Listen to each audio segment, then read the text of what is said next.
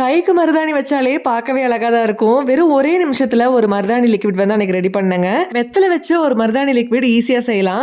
காலையிலேயே வேலை எல்லாமே முடிச்சுட்டேன். சரி ஏதாவது இந்த மாதிரி ஏதாவது செய்யலாமே அப்படின்னு யோசிச்சுட்டு இருக்கும்போது தான் சரி மெஹந்தி வைக்கலாம் அப்படின்னு தோணுச்சு. கடையில வாங்குற மருதாணி வைக்கவும் கொஞ்சம் பயமா இருந்தது. இலை அரைச்சு வைக்கலாம் அப்படின்னா அதுக்கு வந்து ரொம்ப லேட் ஆகும். சரி இன்ஸ்டன்ட்டா ஏதோ ஒண்ணு கையில வச்சு பார்க்கலாமே அப்படின்ட்டு ட்ரை பண்ணேன்.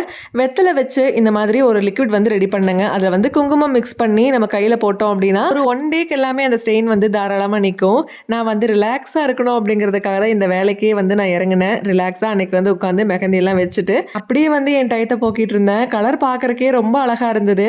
இது வந்து லிக்விடா இருக்கிறனால நம்ம 2 கைக்குமே ஈஸியா போட்டுக்கலாங்க. இது ட்ரை ஆனதுக்கு அப்புறமா நம்ம வந்து அத வாஷ் பண்ணி எடுத்துட்டோம் அப்படின்னா, நம்ம இலையெல்லாம் அரைச்சு வைப்போம் இல்லைங்களா? அப்போ ஒரு கலர் வரும்ல, அந்த கலர்ல வந்து சூப்பரா கிடைக்கும். அதுக்குள்ள Amazonல இருந்து கொரியர் வந்தது அப்படின்ட்டு அது வந்து வாங்கிட்டேன். அக்ஷய கல்பா ஆர்கானிக்ஸ்ல இருந்து கோகோனட் ஆயில் ஆர்டர் பண்ணியிருந்தேன். அது வந்து கரெக்ட் டைம்க்கு எனக்கு வந்து ரிசீவ் ஆயிடுச்சுன்னே சொல்லலாம். இந்த ஆயில்ல லூரிக் ஆசிட் 438 கிராம்ஸ் வந்து இருக்கு. இது வந்து ஹார்ட்டுக்கு ரொம்பவே நல்லது.